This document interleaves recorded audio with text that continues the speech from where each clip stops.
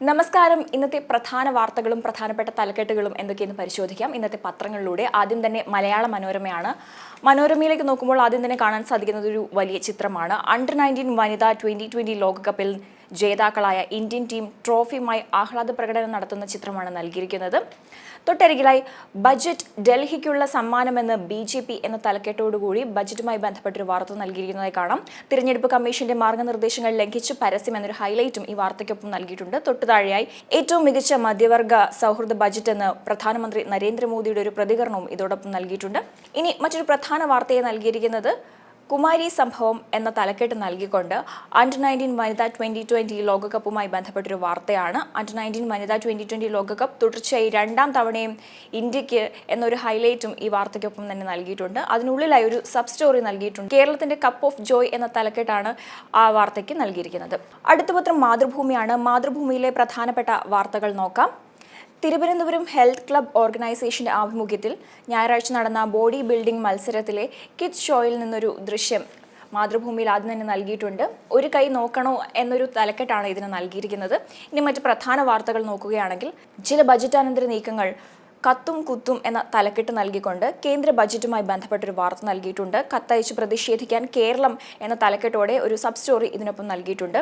ഒപ്പം തന്നെ തൊട്ടരികിലായി വാക്കുപിഴച്ച മന്ത്രിമാർ എന്ന തലക്കെട്ട് നൽകിക്കൊണ്ട് മന്ത്രിമാരുടെ പ്രതികരണവും ഇതോടൊപ്പം തന്നെ നൽകിയിട്ടുണ്ട്. കേന്ദ്രമന്ത്രിയായ സുരേഷ് ഗോപിയുടെയും കേന്ദ്രമന്ത്രിയായ ജോർജ് കുര്യന്റെയും പ്രതികരണമാണ് നൽകിയിരിക്കുന്നത്. ഇനി മാതൃഭൂമിയുടെ ഇടതുഭാഗത്തേക്ക് നോക്കുകയാണെങ്കിൽ ട്രസ്റ്റുകളോട് ബജറ്റിൽ കാരുണ്യം എന്ന തലക്കെട്ട് നൽകിക്കൊണ്ട് ചാരിറ്റബിൾ ട്രസ്റ്റുകൾക്കും സ്ഥാപനങ്ങൾക്കും ആശ്വാസമേകുന്ന നടപടിയുമായി കേന്ദ്ര ബജറ്റ് എന്ന വാർത്തയാണ് നൽകിയിരിക്കുന്നത്. അതിലെ പ്രധാനപ്പെട്ട ഹൈലൈറ്റുകൾ: രജിസ്ട്രേഷൻ കാലാവധി ഇരട്ടിയായി. രണ്ടാമത്തെ ഹൈലൈറ്റ്: അപേക്ഷയിൽ ചെറിയ പിഴവുണ്ടെങ്കിലും രജിസ്ട്രേഷൻ റദ്ദാക്കില്ല എന്നിവയാണ്. വ്യാപാരി യുദ്ധം തുടങ്ങി US എന്ന ഒരു ചെറിയ കോളം വാർത്തയും മാതൃഭൂമി നൽകിയിരിക്കുന്നതായി കാണാം. ഏറ്റവും ഒടുവിലായി ബ്രൂവറി ചർച്ച ആവശ്യപ്പെട്ട് RJD കത്ത് നൽകും എന്ന വാർത്തയും നൽകിയിട്ടുണ്ട്. ഇനി മാതൃഭൂമി പത്രത്തിന്റെ താഴേക്ക് വരുമ്പോൾ മിഹറിന്റെ മരണം അന്വേഷണം കടുപ്പിച്ച് പൊതുവിദ്യാഭ്യാസ വകുപ്പ് എന്ന വാർത്ത നൽകിയിട്ടുണ്ട്. തൊട്ടരികിലായി മാവോവാദി തൊമ്പാട്ട് ലക്ഷ്മി കീഴടങ്ങി എന്ന വാർത്ത നൽകിയിട്ടുണ്ട്. ഒപ്പം തന്നെ ആദായ നികുതി പുതിയ രീതിക്ക് പ്രിയമേറും എന്ന തലക്കെട്ടോടെ 12 ലക്ഷം രൂപ വരെ ആദായ നികുതി ഇളവ് ബജറ്റിൽ പ്രഖ്യാപിച്ചതോടെ 90% അതിലധികമോ പേർ പുതിയ വ്യവസായത്തിലേക്ക് മാറിയേക്കാമെന്ന് central board of direct tax chairman Ravi Agarwal പറഞ്ഞതിനെക്കുറിച്ചുള്ള ഒരു വാർത്തയാണ് നൽകിയിരിക്കുന്നത്. അടുത്ത പത്രം ദീപികയാണ്. ദീപികയിൽ ആദ്യം തന്നെ കാണാൻ സാധിക്കുന്നത് ഒരു ചിത്രമാണ്. ICC അണ്ടർ-19 വനിതാ 2020 ലോകകപ്പ് ക്രിക്കറ്റുമായി ബന്ധപ്പെട്ട ഒരു ചിത്രമാണ് നൽകിയിരിക്കുന്നത്. തൊട്ടരികിലായി അതിനെക്കുറിച്ചുള്ള ഒരു വാർത്തയും നൽകിയിട്ടുണ്ട്. ജേഴ്സി ഇല്ലാത്ത കേരള വോളി ടീം സ്വർണ്ണമണിഞ്ഞു എന്ന തലക്കെട്ടാണ് നൽകിയിരിക്കുന്നത്. മറ്റൊരു പ്രധാനപ്പെട്ട വാർത്ത കോളടിച്ച് സർക്കാർ ജീവനക്കാർ എന്ന തലക്കെട്ടോടുകൂടിയുള്ള ഒരു വാർത്തയാണ് നൽകിയിരിക്കുന്നത്. ആദായ നികുതി പരിധി 12 ലക്ഷമാക്കി കേന്ദ്ര ബജറ്റിൽ പ്രഖ്യാപിച്ചതോടെ സംസ്ഥാന സർക്കാർ ജീവനക്കാരിൽ ഭൂരിഭാഗവും നികുതി വിലയ്ക്ക് പുറത്തായി എന്ന തരത്തിലാണ് വാർത്ത പുരോഗമിക്കുന്നത്. ഈ വാർത്തയ്ക്കൊപ്പം തന്നെ തൊട്ടുതാഴെയായി ഒരു സബ് സ്റ്റോറി കൂടി നൽകിയിട്ടുണ്ട്. ബജറ്റിൽ ബീഹാറിന് മുൻഗണന ന്യായീകരിച്ച് ധനമന്ത്രി എന്ന തലക്കെട്ടാണ് വാർത്തയ്ക്ക് നൽകിയിരിക്കുന്നത്. ദീപികയുടെ ഏറ്റവും വലതുഭാഗത്തായി സൊമാലിയയിലെ IS കേന്ദ്രങ്ങളിൽ US വ്യോമാക്രമണം എന്ന വാർത്ത നൽകിയിട്ടുണ്ട്. ഇനി താഴേക്ക് വരുമ്പോൾ ലൈംഗികാതിക്രമ കേസ് മുകേഷിനും മണിയൻപിള്ള രാജുവിനുമെതിരെ SIT കുറ്റപത്രം സമർപ്പിച്ചു എന്ന വാർത്ത നൽകിയിട്ടുണ്ട്. കൂടാതെ മുകേഷ് MLA ആയി തുടരും, MV ഗോവിന്ദൻ എന്ന തലക്കെട്ട് നൽകിക്കൊണ്ട് ഗോവിന്ദൻ മാസ്റ്ററുടെ ഒരു പ്രതികരണവും നൽകിയിട്ടുണ്ട്. ഏറ്റവും ഒടുവിലായി ദീപിക നൽകിയിരിക്കുന്ന വാർത്ത അബ്ദുൾ റഹീമിന്റെ മോചനം 7ാം തവണയും റിയാദ് കോടതി ഹർജി മാറ്റി എന്ന വാർത്തയാണ്.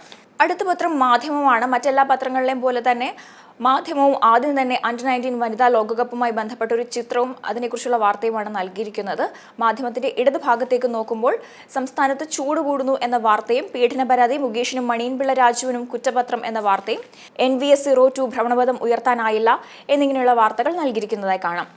ഇനി വളരെ പ്രാധാന്യത്തോടെ മാധ്യമം നൽകിയിരിക്കുന്ന വാർത്ത ട്രംപിന്റെ ഭീഷണിക്കെതിരെ രാജ്യങ്ങൾ ചുങ്കത്തിന് ചുങ്കം എന്ന തലക്കെട്ടോടെ ഉൽപ്പന്നങ്ങൾക്ക് അധിക നികുതി ചുമത്താനുള്ള US പ്രസിഡന്റ് ഡൊണാൾഡ് ട്രംപിന്റെ തീരുമാനത്തിന് അതേ നാണയത്തിൽ തിരിച്ചടി നൽകി മെക്സിക്കോയും കാനഡയും എന്ന വാർത്തയാണ് നൽകിയിരിക്കുന്നത്.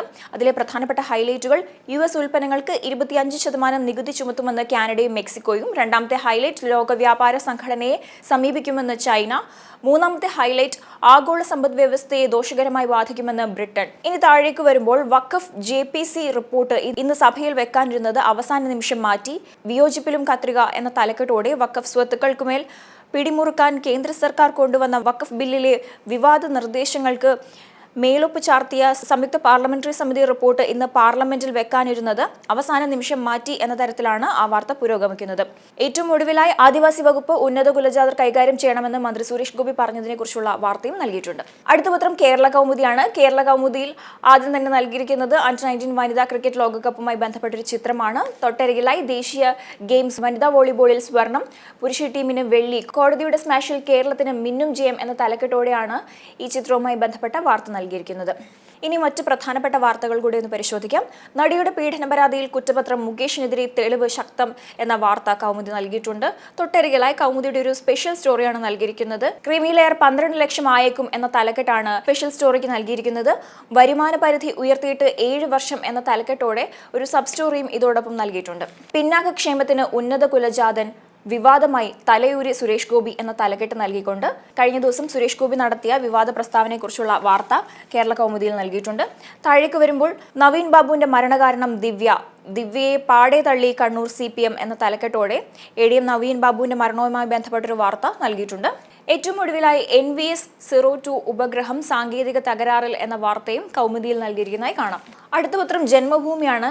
ജന്മഭൂമിയിൽ മറ്റെല്ലാ പത്രങ്ങളിൽ നിന്നും വ്യത്യസ്തമായി ചെറുകോൽപ്പുഴ ഹിന്ദുമത പരിഷത്തിന് ഉജ്ജ്വല തുടക്കം എന്ന വാർത്തയാണ് ആദ്യം തന്നെ നൽകിയിരിക്കുന്നത്. സംസ്കൃതിയെ സംരക്ഷിക്കേണ്ടത് നാടിന്റെ ധർമ്മം, ഗവർണർ എന്ന തലക്കെട്ടാണ് നൽകിയിരിക്കുന്നത്. താഴേക്ക് വരുമ്പോൾ എല്ലാ കുടുംബങ്ങളിലും സന്തോഷം, മോദി എന്ന തലക്കെട്ടോടെ കേന്ദ്ര ബജറ്റ് എല്ലാ കുടുംബങ്ങളിലും സന്തോഷം നിറച്ചെന്ന് പ്രധാനമന്ത്രി നരേന്ദ്രമോദി പറഞ്ഞതിനെക്കുറിച്ചുള്ള വാർത്തയാണ് നൽകിയിരിക്കുന്നത്.